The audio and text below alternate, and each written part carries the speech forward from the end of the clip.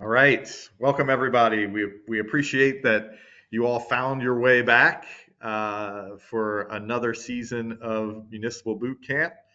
As you can see, a little bit of a different look this year, and you got messages from some unfamiliar folks if you're a returning customer. So we're very happy that you made it. Same cast of characters though on the content side. For those of you who don't know me, my name is Matt Horn. I'm the Director of Local Government Services for MRB Group. And I'm joined today by Wendy Marsh, who is a partner at Hancock Estabrook. And this first session in our 2025 season is just kind of back to basics, right? Where it all starts, which is running a really good planning or zoning board meeting. We'll talk you through the legal side of things, and we'll give you some practical kind of field notes from our experiences in and around planning and zoning and development boards. Just a couple of logistical items. You might have a new look. If you're a returning guest, you might have a new look to your go-to webinar. But if your screen looks anything like mine, you've got a little toolbar up in the corner of your screen. There is a question mark up there. If you click on that, it will give you the opportunity to submit questions. So tonight, and for each of these, we're all in listen-only mode if you're out in the audience. So the best way to get your questions answered is to throw them in this questions tab. And Wendy or I will be monitoring that. And when a question shows up that feels appropriate to the slide we're in, I might say, hey, Wendy, I want to throw a quick question at you. If it's something that I know is going to come up a little later, I probably just let it play out. If we get to the end and we have a little time and we didn't get to questions, I'll work with Wendy to get those addressed then. And if we get all the way through this thing and we're out of time and we still have a few questions in there, don't worry. We always follow right back up after these. We pull the questions and we send out answers. If we have the answers, we'll send the answers out to you. And if we don't, we'll email you and let you know that too. One more just piece of logistics is if you are here looking for credit to support your 4-hour training requirement, you don't have to do anything different. Once this session is complete, sometime in the next few days, my partner here at MRB Group, Eric Hankin, will email you directly at the email address you used to register for this. Eric will reach back out to you with a copy of your certificate, which you can either retain or share with your clerk, or however you all keep track of this back in your hometown. So with all of those logistical items behind us, let's get started with the 2025 boot camp. Wendy, you want to roll it forward? Yeah, got to start with the disclaimer, of course. That's right. So you all know, of course, if you're a returning veteran, you know that I am absolutely not an attorney, and you won't even be lulled into a sense that I'm an attorney. Wendy is an attorney, but for tonight, she's not here providing legal advice. She's only here providing information. We always encourage you, check in if you've got specific legal questions and you're looking for legal advice. Make sure you check in with your local counsel and see how they can direct you. Next slide. Good. All right. Did it forward okay for you, Matt? Session goals? Yes. Yep. Looks good. So tonight, what we're hoping to help you get through, we're hoping to get you some information on the education requirements for planning and zoning board of appeals members.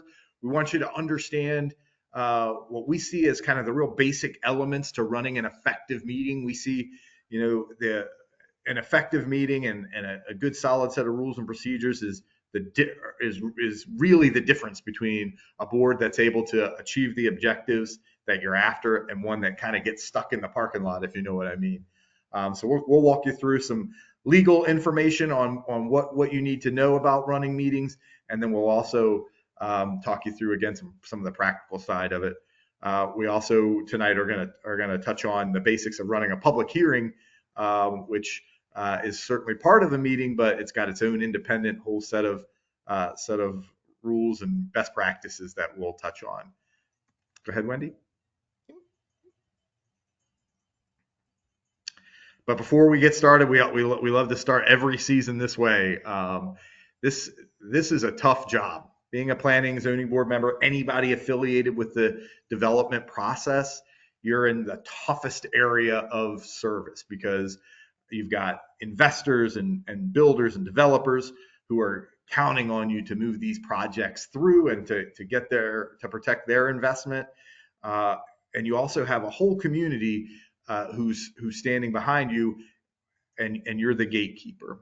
They want to make sure that you're protecting their quality of life. So you're always getting it from both sides, and we recognize that. We've sat where you sit, and we're so thankful to have folks who are willing to volunteer their time to do this. So your definition of right, their definition of right, the developer, the applicant's definition of right, they don't always line up. And we need common sense, smart folks up on the dais thinking through these projects, making sure that your community benefits from the investment without compromising your quality of life. So thank you for your service, and we really appreciate it.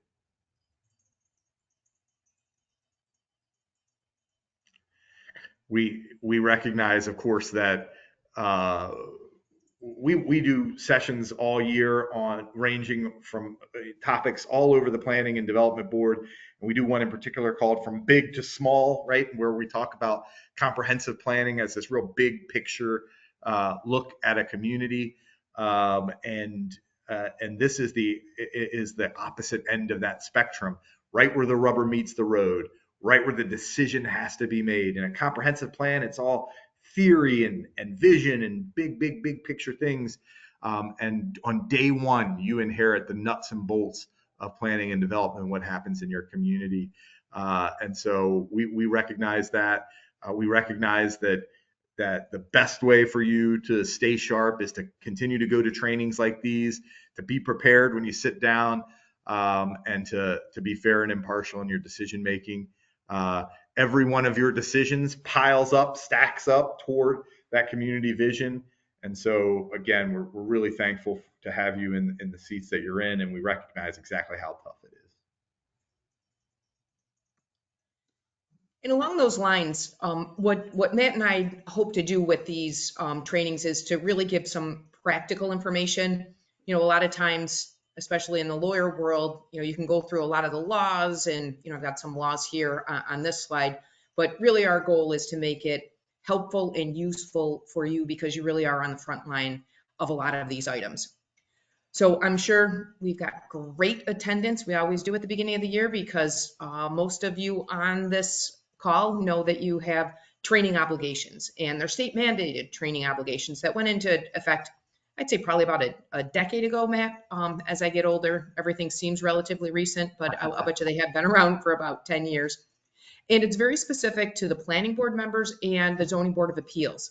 So these obligations don't apply to historic preservation or your code enforcement officers or elected officials. So it really is the planning board members and the ZBA members. So we try to tailor these pretty specific to the issues that for those board members, but I hope that there's other folks on here, the code enforcement officer or the elected officials, because those come into play as well.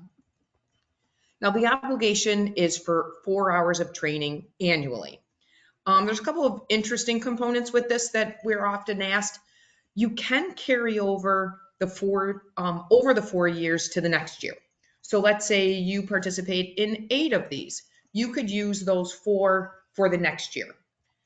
You need to complete these training obligations to be eligible for reappointment. And I'll talk about that a little bit once I go through a little bit more of the basics. It's up to your municipal board to decide what's approved training. The regulations don't actually say exactly what is required for the training. It's up to your town board, your village board, your city board to decide what is eligible. So we would encourage you to talk to your municipal board just to confirm that these training obligations, this boot camp series complies for your municipality.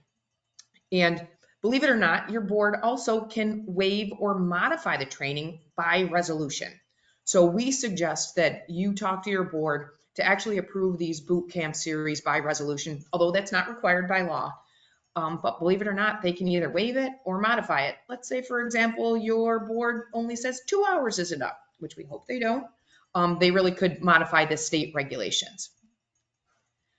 Now, one of the interesting things is, well, what happens if you don't do this municipal training, which of course everybody here is actually doing?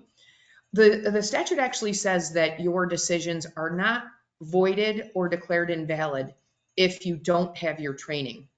The tricky part would be, and again, everything's legal until challenged in the municipal world.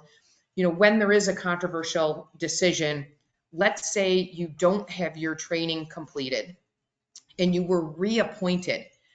There's no cases out there. I actually looked to see if there's any cases on this municipal credit. But that's where someone who is unhappy with your decision and you were reappointed, on the past slide, it does say that to be eligible for reappointment, you need to have the credit. So that's where I see that eventually there will be litigation on this. But believe it or not, your decisions are not invalid or voided. If anybody is looking for a standard resolution, we can send that over. Just reach out to Matt or I, send us your email address. We can send you a form resolution that you can give to your municipal attorney just to put in front of your municipal board. Another item on the credit, we do send you a certificate confirming that you attended this training. It is a good idea to have your code enforcement officer to keep that. Again, it's unlikely to be relevant until you have one of those controversial litigation, and it will be helpful to have that documentation. So let's start on to our big topic, the opens meetings law. And it is intended to be, it's called the sunshine law. So whenever you're trying to think of, what are our obligations for the open meetings law, always think back to the purpose of it is to ensure that as part of a democratic society, that the public can see how decisions are made. And it's under the Public Officers Law, Article 7, and it really is essential to maintaining a democratic society so that the public gets to observe how the laws are debated and being enacted. And from your planning board and your ZBA members, really the key is every meeting needs to be available for the public and open for the general public. So again, going back to the basics is, what is a meeting? And for a meeting, you need to have a quorum. And a quorum is the majority of the members of your board. Not all that are just appointed. If, for example, if it is supposed to be a 7-member planning board, a quorum is 4 members.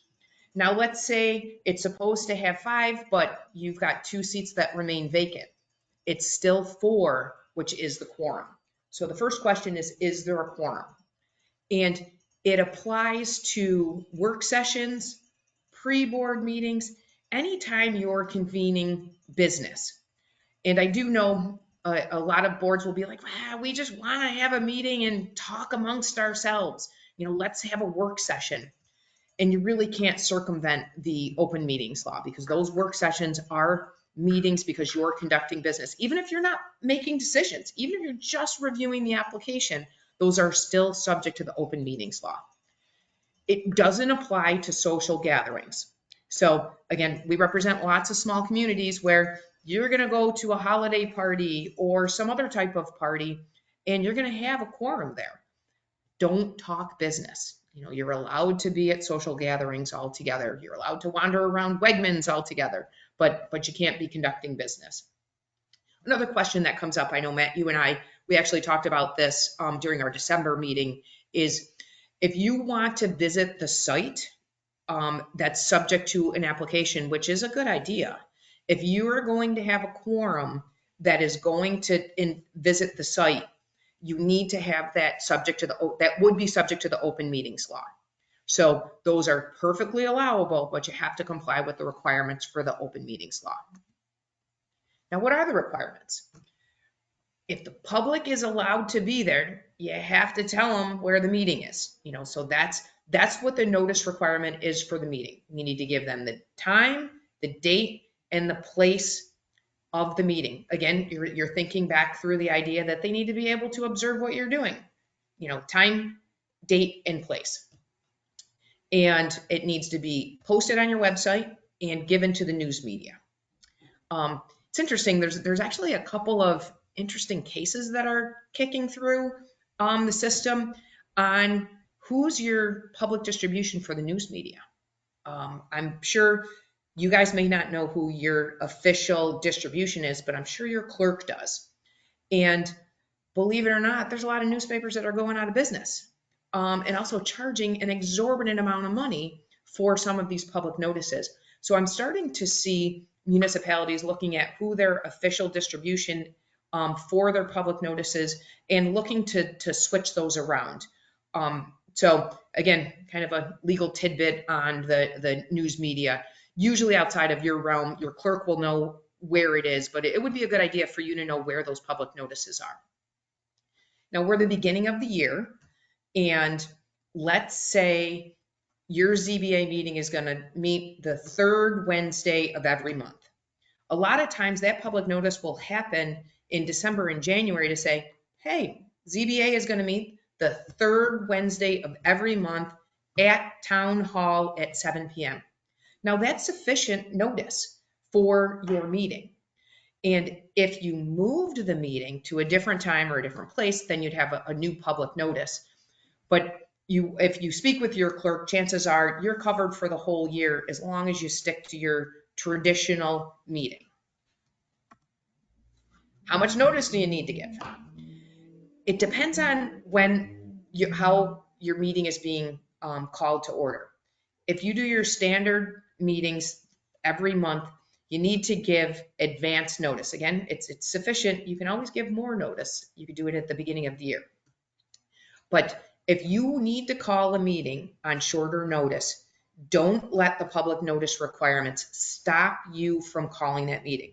If you need a meeting, you call the meeting. If it's 3 days, 72 hours, then you need to give the notice to the maximum extent practicable at a reasonable time prior to the meeting. So let's say you're at a ZBA and you need to call a meeting in the afternoon. You can do that. But what you would want to do is you would want to put it on your website. You would want to post it however you normally do. It certainly is not going to make it into the newspaper.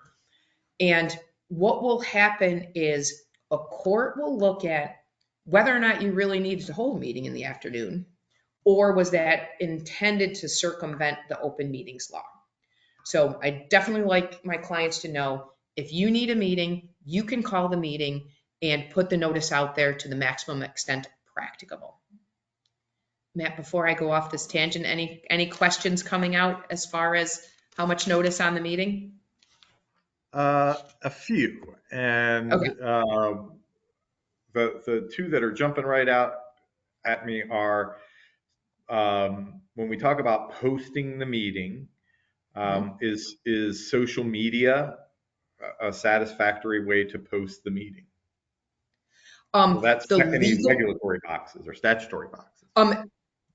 you can do social media, but it would be, I would argue, in addition to your legal requirements. Your legal requirements are actually to the newspaper and post it on your website or your bulletin board. So your more formal type of notification. You certainly can send it out by social media, which is a good idea to get other people there, but that wouldn't meet the legal requirement, because believe it or not, everything falls back to that newspaper. Yeah, must be a good newspaper lobby somewhere. Absolutely. The other question was, how about if you are going to cancel a meeting? Are there any notice requirements for canceling a meeting? No. And the idea, and the reason that there's and it's a good idea to tell your citizens if you're canceling a meeting, certainly. But from a legal obligation, the whole point of the open meetings law is to make sure that the public can observe it. It doesn't mean it has to be the most convenient. So like if they want to observe it, they would go there and there'd be a notice posted saying, hey, we canceled the meeting, which would be perfectly legal, but you're not circumventing their ability to actually observe what you're doing. Great. Those were the questions. Good questions, everybody.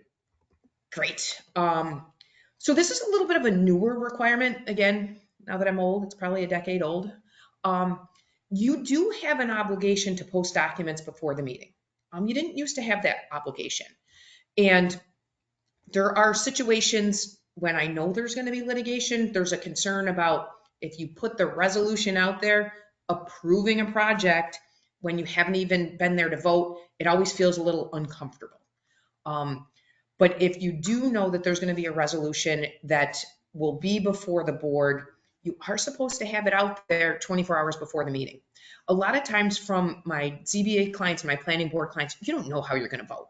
So I don't have an issue with that you don't know how you're voting, so you certainly can't have a resolution there.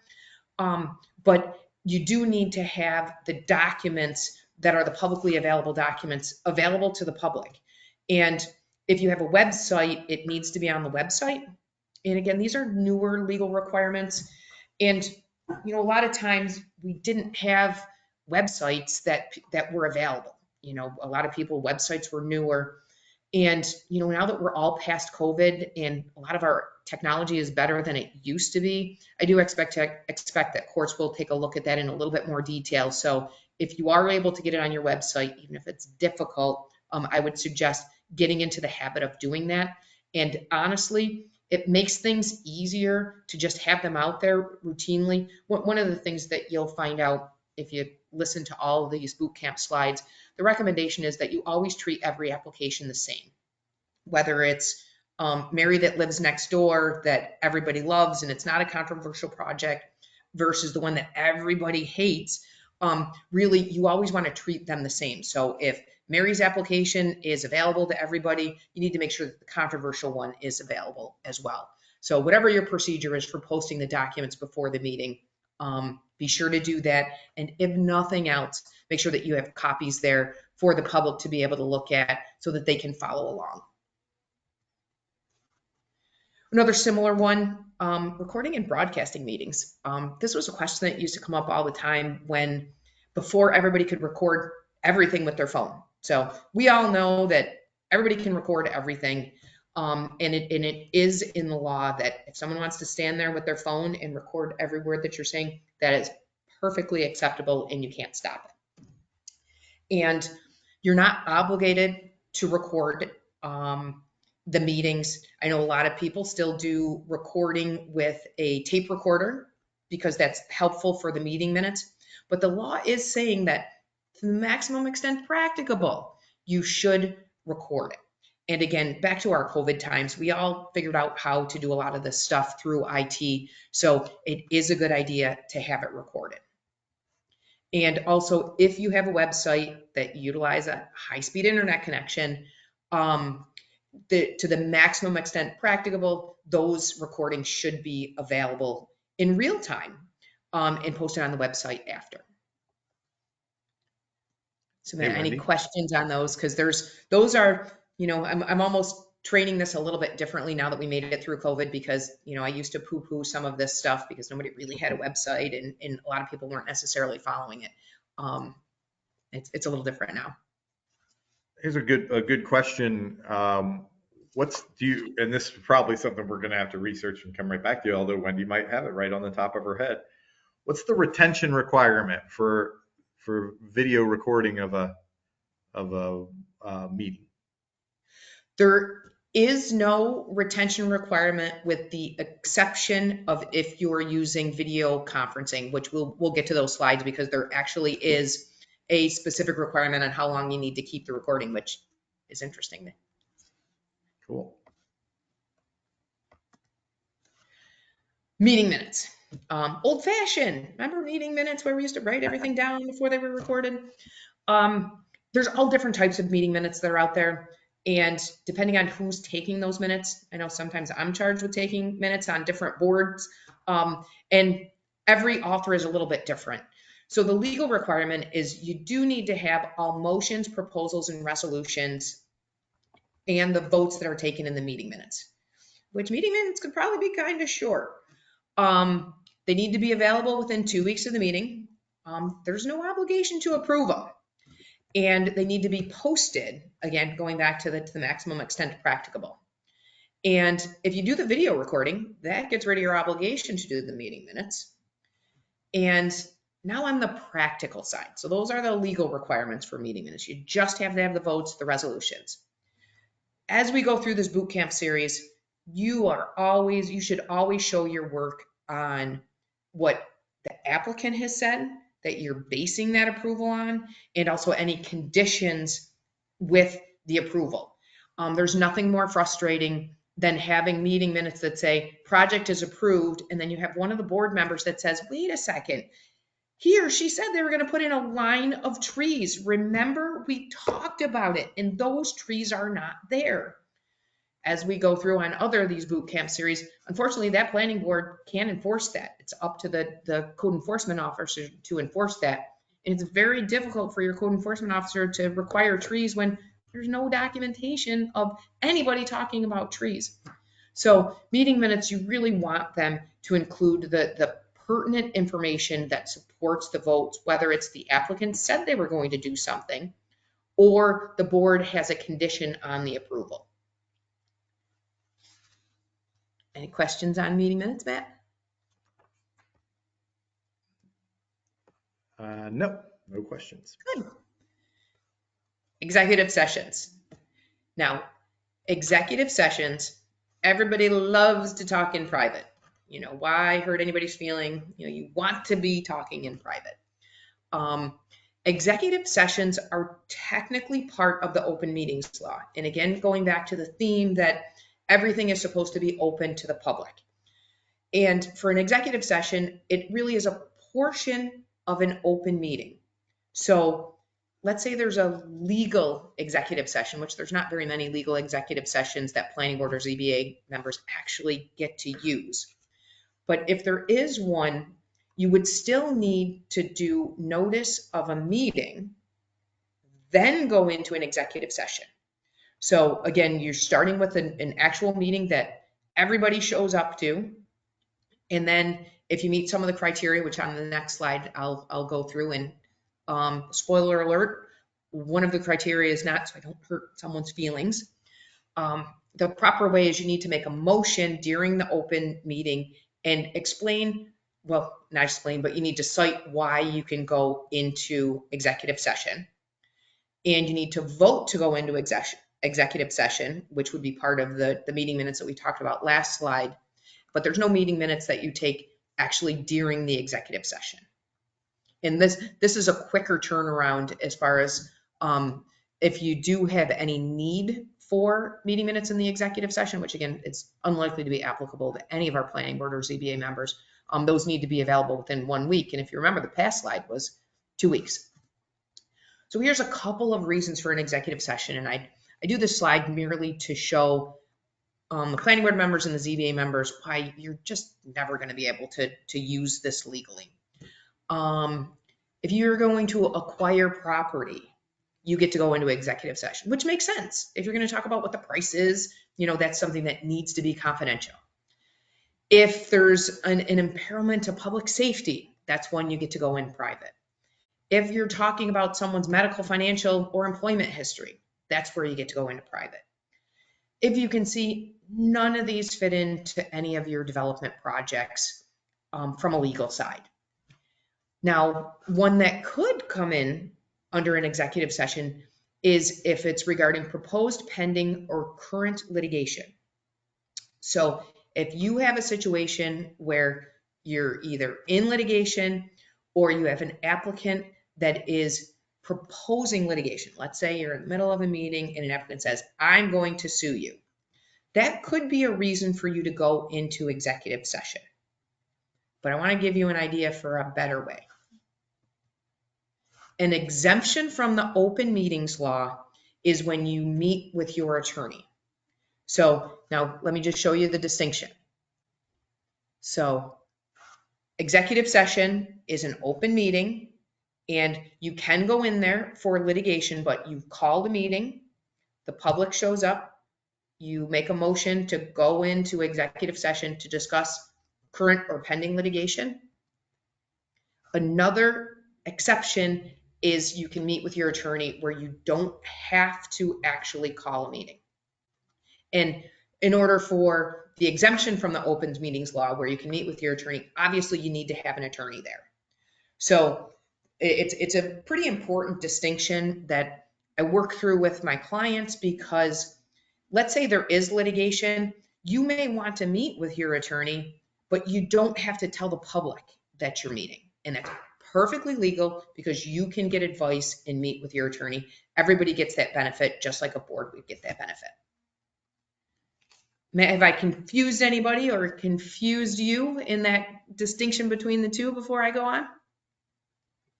The questions tab does not indicate any confusion. Everyone seems to get this. Wonderful.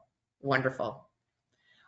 So after the meeting, super important is you need to send the applicant your decision and also file the decision with the clerk's office.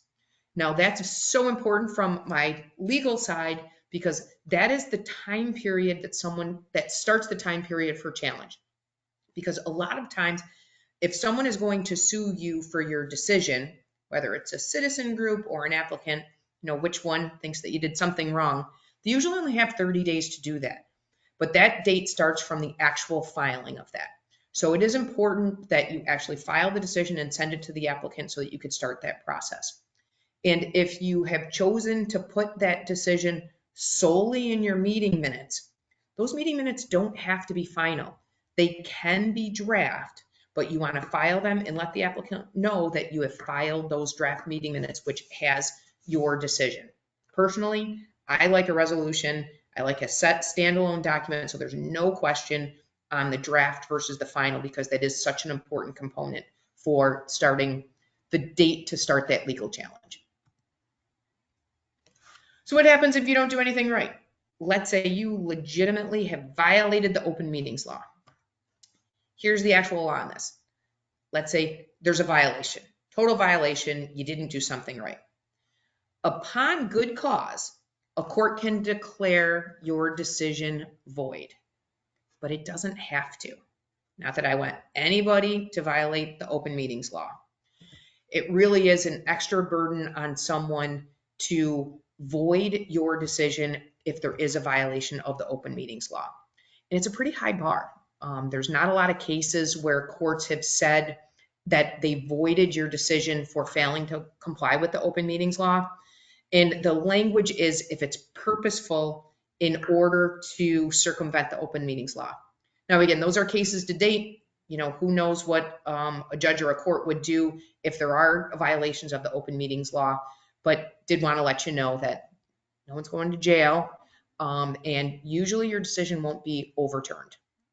I have seen cases where what a court will do is not overturn the decision, but require the board to go get some additional training on the open meetings law. Matt, I'm going to turn it over to you for some practical thoughts now that I hit a lot of legal. Sure.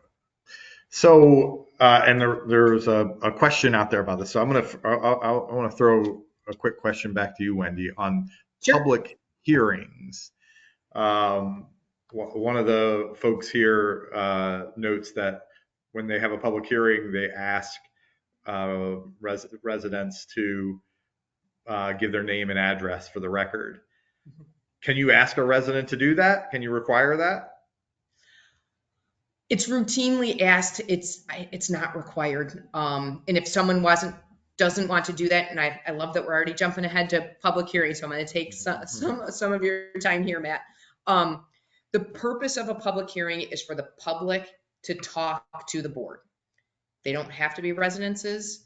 Let's say there's the example, Matt, I know you've used in the past, where there's a trucker driving through town, happens to stay in the hotel next door and looking for some fun and goes to a public hearing. That trucker that's driving through town has just as much ability to speak to the board as your resident that actually lives next door to the project. So lots of people ask for it, but don't get into a situation where you refuse to allow someone to speak if they refuse to give you that information. Got it. That's great. So Wendy said something earlier in the presentation that that is tough to navigate, right? A lot of communities that are represented here on this call are smaller communities, tight knit, close communities where we know the applicants in a lot of cases, and our tendency is to give some deference to the applicants who we know, and the big guys from out of town, they got to follow the rules that maybe the folks in town get some leniency on. And when it comes to public engagement or public involvement in the planning process, there's I look for a little bend there, right? Just because there are some projects or some applications that you're going to be wrestling with that uh, that the public is going to want to get a little bit more involved with, right? That the public's going to want a little bit of a deeper look under the hood. We talk about this in terms of participation versus observation, and with the exception of where a public hearing is required, right, which we're going to get to in a few minutes. There are certain pieces of the work that you do that require a public hearing. Outside of that public hearing requirement, there is no obligation, legal, statutory obligation of the board to entertain public comment or public feedback, right? A lot of this happens, or all of this, whether you know it or not, outside of a public hearing, happens at the discretion of the board. And it happens in a matter of due course. Just you inherited that we have a public comment session at the beginning of every meeting or whatever, however it is you do it. I also sit in rooms, planning boards, zoning boards, town boards, um, where it's a small. I was just remembering. I don't think they would mind me throwing this out there. They probably consider it kind of a point of pride, but a little tiny village that we work with out in the Finger Lakes, they, when they're at their village board meeting, they'll be talking amongst themselves about an issue, and then they'll just look out into the audience and say, anybody out there have any questions or ideas about this? And it's this, for me, who came from a city which is kind of a little bit regimented in its way of doing things, it was almost made me uncomfortable, like, oh my gosh, these people in the audience they're just throwing ideas up there. And that's okay too. That's the purview of the board and how the board wants to operate. And so how you involve the public in your applications when it's not outlined by statute is completely within your purview. But you want to do it with some semblance of uniformity, to Wendy's point earlier, so that we only let the angry mob speak when the out of town applicant is there, and when the in town applicant is in, we don't allow public comment or public feedback on that project. So you want some uniformity. We'll have some rules of procedure, um, but we also want to be as deferential as we can, to the degree that we know we have to get through business on the agenda. So what we see in a lot of cases is, first of all, again, the law requires that the meeting be open and that residents be allowed, or participants, attendees, including the trucker from the hotel next door, that attendees be allowed to observe that the conduct of business is open, that the deliberations are open. And that's all that's required, is that those folks get to sit there and listen to how these decisions are being made. But on occasion, and I'm thinking about when the planning board or zoning board or your local village or town board are involved in a public project, for example, where there's going to be it's going to be a major touch point in the community. That may be a cause to bring the public in for some deeper interaction. We talk about bringing folks out to the site of a new development, right, and letting folks interact with that site to see how the project is going to sit. Having visuals and images and maps that the public can come and engage with and mark up and provide comments and feedback. All of those things can be very valuable engagement tools, but they have to be done in the right context They have to be done with, again, some uniformity or some semblance of this is when we do that, right?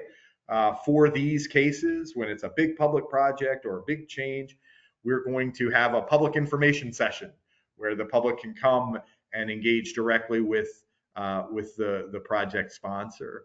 But you need a policy, you need rules and procedures that are set ahead of these projects when the fire is not hot, right?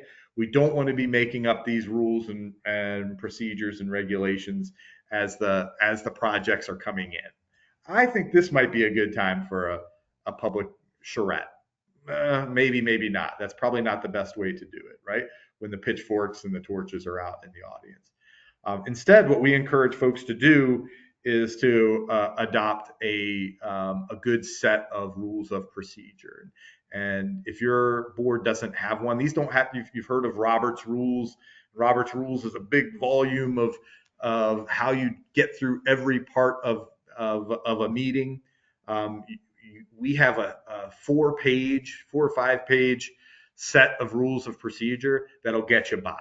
And that will show that fair, impartial approach toward involving the public and everything else that goes on in a meeting. So what I would encourage you to do is to remember what the threshold of the law is, which is observation, and to set some standards for when participation is going to be allowed. An example that I use is site visits, right? Those are allowed. You can convene a meeting just about anywhere. And someone had asked this question earlier in the session. A site visit is a meeting if a quorum is there, right? And so if you want your board members as a group to get a look at a particular project, then you're going to have to also invite everyone else in the world who is interested in this project or who has a reason to be there. And that is a good opportunity to say, all right, this is a special circumstance where the public is going to be able to engage directly with the site, right?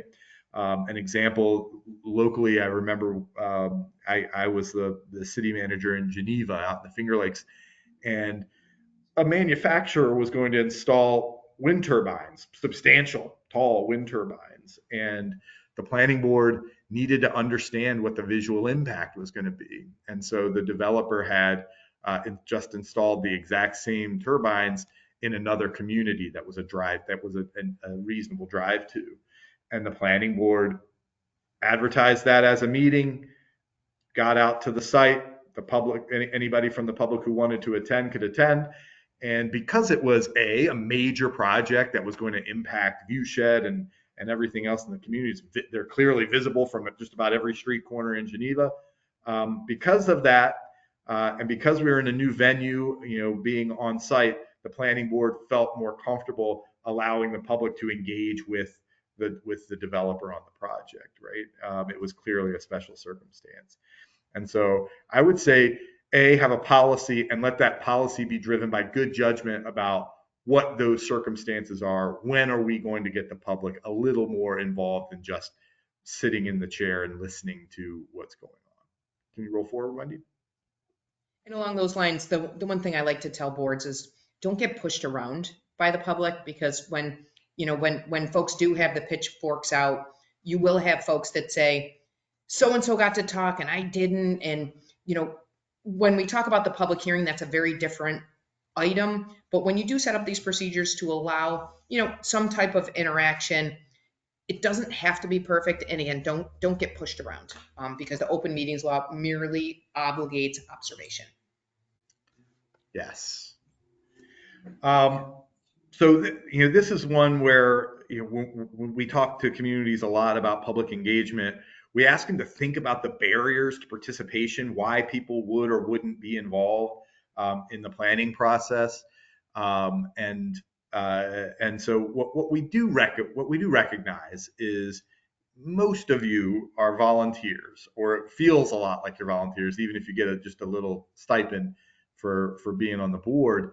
You got a day job, you got a family, you got other commitments that that basically mean that, Wednesday night, the third Wednesday at 7 p.m. is the only time when all of the planning board members' schedules line up.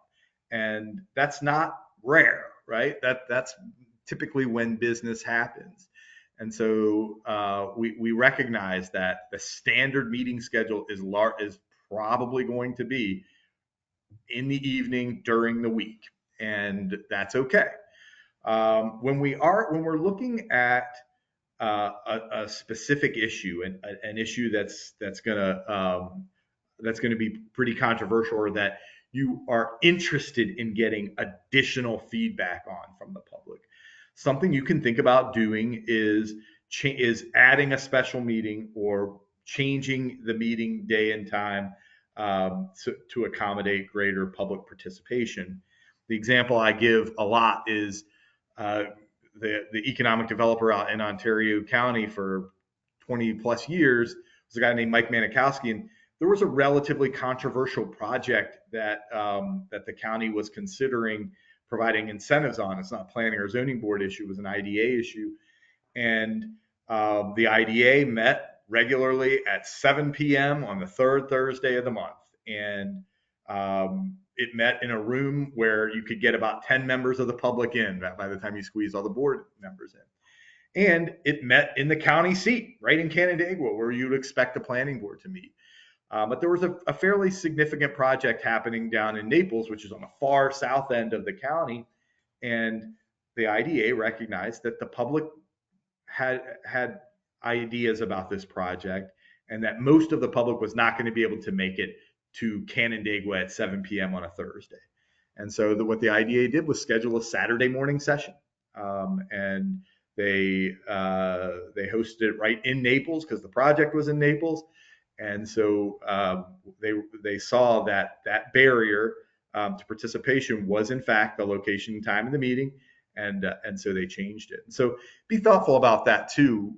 Give yourself some flexibility to say, I know we're going to hear from the public, and I know it's going to be difficult for them to get there on a regular meeting night, or it's going to suck all the air out of the room on a regular meeting night, right? We got 5 or 6, some poor guy's just trying to put a shed up in his backyard, and he's got to sit through 4 hours of comment on one project, and so you can give yourself that flexibility to try and draw the crowd you're looking to draw. Just a quick note Yeah. on that, Matt. I Yeah. always enjoy the fact when you have everybody there for a controversial project and then the poor person that's just trying to put a shed up and everybody now wants to talk about a shed. Yeah, exactly. They stumble. You drew a bad crowd for your simple project. That's right. Yes, yes, and sometimes as a board, if you know that there's type of situations, I've seen it flip different ways.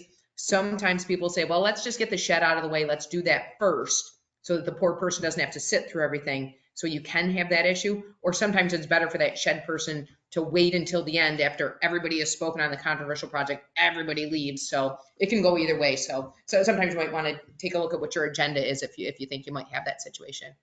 So I love this slide because sometimes this is exactly what you're faced in a public hearing. Lots of angry people. Everybody's going to tell you what you're doing wrong.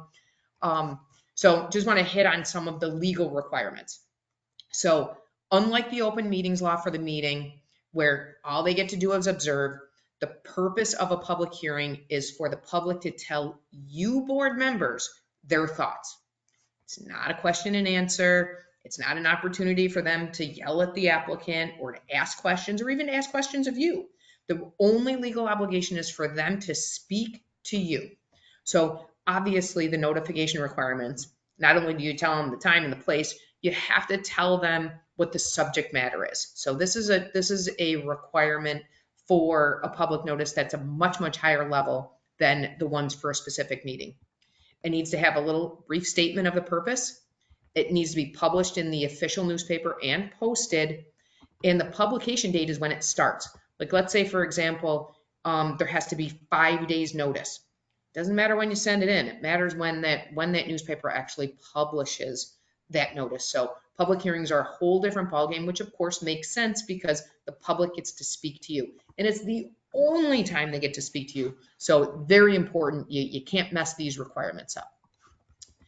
For how much notice, your laws are going to tell you how much notice. Sometimes it's 5 days, sometimes it's 10 days, sometimes it's different for a site plan, different for a variance. So again, your clerk is going to know those requirements, but it's not the same as an actual meeting. Now, a lot of times, you ZBA members out there, you will actually schedule the public hearing for every one of your applications because everything that you do requires a public hearing. So it's a pretty common practice as opposed to holding a meeting on an application and then scheduling the public hearing. A lot of times your public hearings are actually scheduled right for the meeting, but public hearings are, that's important from the notice side. So running an effective public hearing, your legal obligation is to let everybody talk.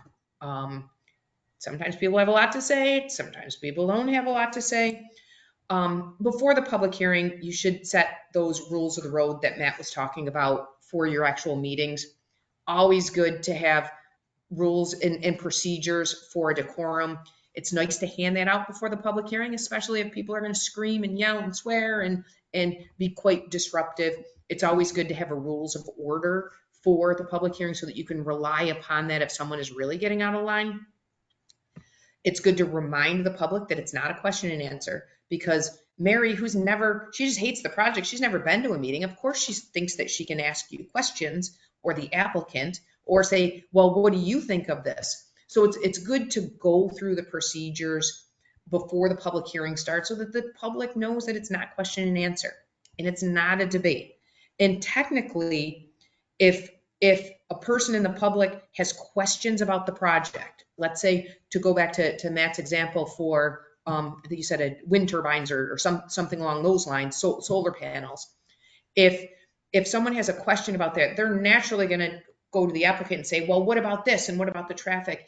And really the chair of the board should say, give the questions here, like, okay, you have a question on traffic, you have a question on this. And it's up to the chair of the board whether or not you're going to allow the applicant to answer some of those questions.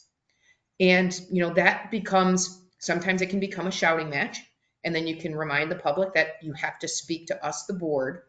What I like to do with that is, let's say you want to know the answer on the traffic. You say, oh, Mary, you've got to direct your question to me. And then what the board can do is say to the applicant, hey, would you like to answer that question? So there's a lot of finesse on how to run a public hearing without everybody screaming at each other, which a lot of times they still will, but to tamp that down as much as you can. You do have to manage the crowd. One of the things that you can do, and I like to see, is you can give a time limit for the first run through.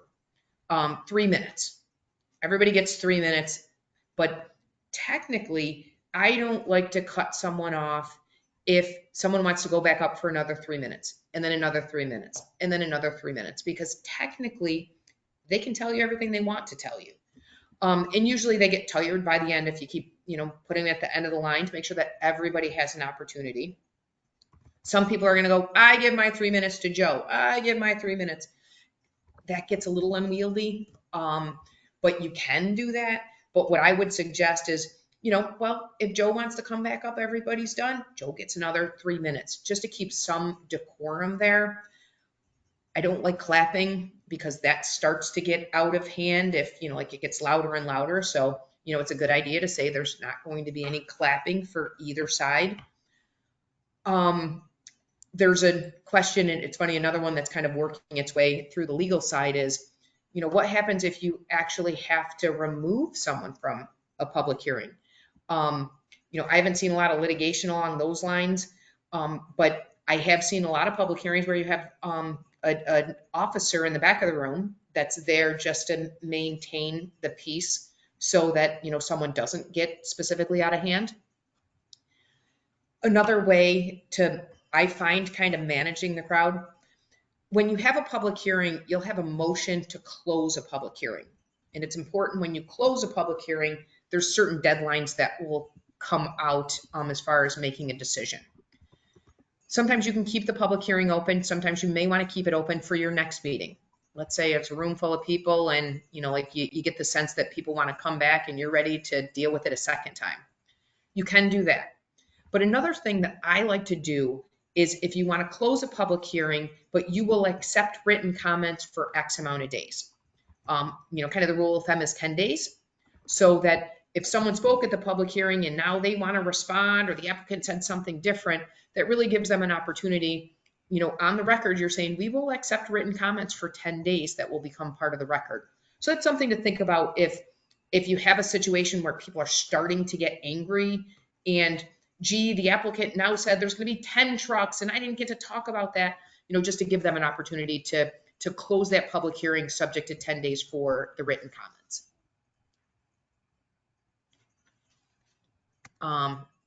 Spent a lot of time on this, but let's talk just about a few more contingencies. Matt, we're probably going to have to add in the video conferencing on our next one. A lot of things happen. What happens if the room is too small? If you have a public hearing and the room is too small, you're going to have to reschedule it because everybody needs to be able to have an opportunity to participate in that public hearing. Now, sometimes I will see that, hey, we can walk right across the street to the fire hall. Can we do that? And yes, you can. Because again, the whole idea is you've told the public to come to a certain place for that public hearing. And if everybody can get to the next place within the time frame, you can hold the public hearing at that other place. Now, if they've got to drive across town, everybody's got to get in their car, I wouldn't do that. I would say we're going to reopen this public hearing in 2 weeks at this location and then redo the notices.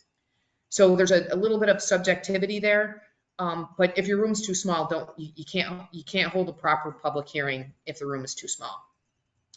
There are situations, Matt, I don't know if you dealt with any during COVID, where there were tents that were set up for public hearings to make sure that everybody could be able to be in the tent with a PA system so that everybody can hear.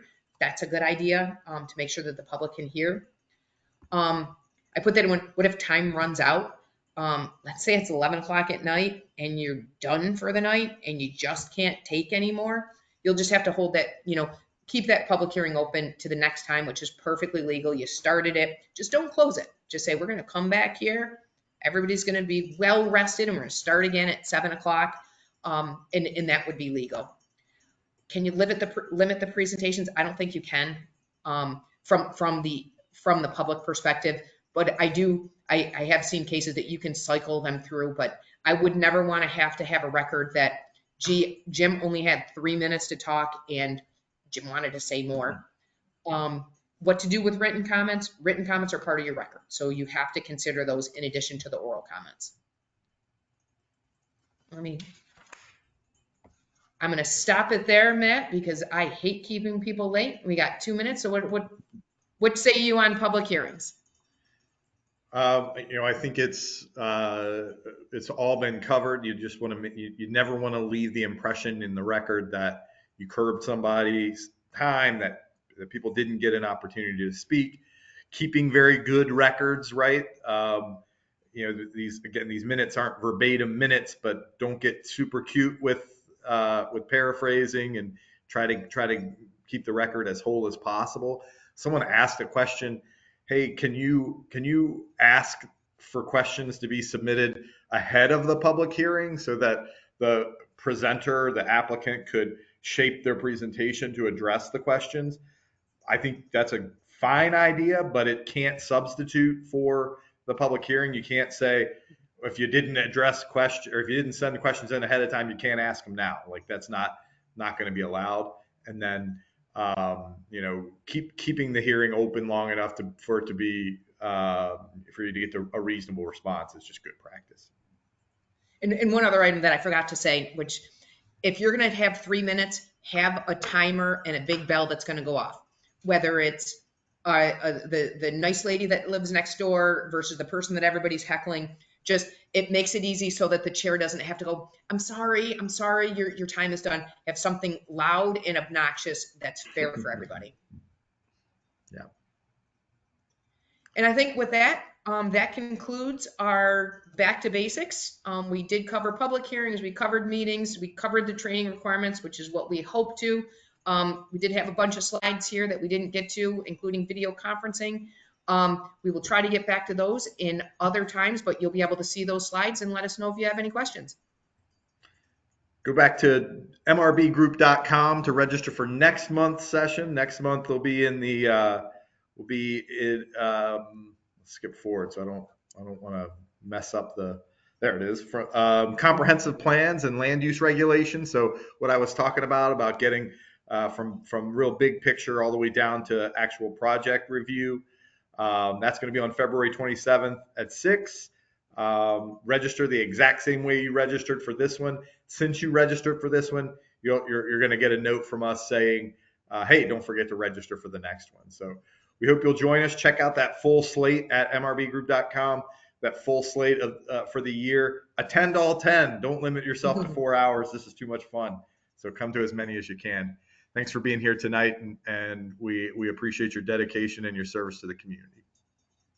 Thanks, everybody.